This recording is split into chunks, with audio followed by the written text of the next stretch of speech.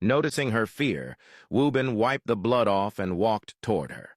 He untied her hands and pulled her from the chair.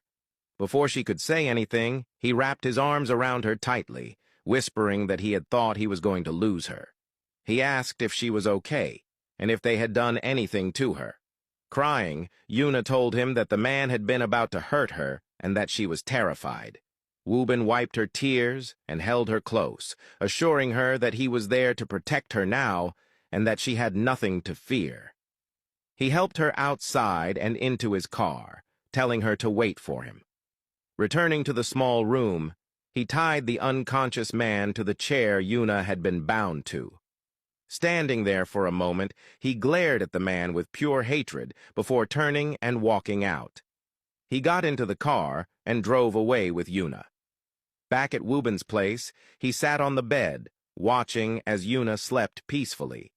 He was relieved that he had managed to save her in time. Gently, he reached out and caressed her face, realizing that he might care for her more than he had thought.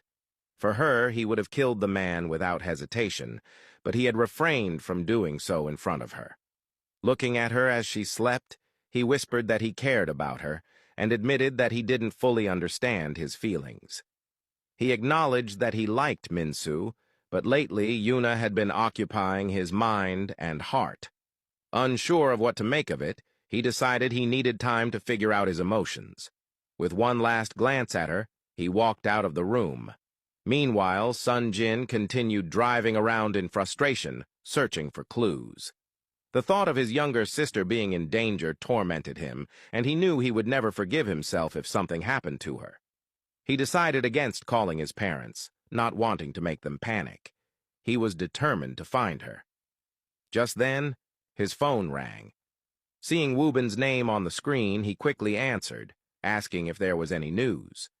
Wobin informed him that he had found Yunna and that she was at his place. Without wasting a second, Sun Jin made a sharp U-turn and sped toward Wobin's house. When he arrived, he immediately asked where Yunna was. Wobin told him she was upstairs, fast asleep. Sun Jin rushed upstairs, entered the room, and stood by her bedside, his emotions overwhelming him. Sitting beside her, he almost broke into tears, apologizing for not protecting her. He whispered that he wouldn't have been able to live with himself if something had happened to her.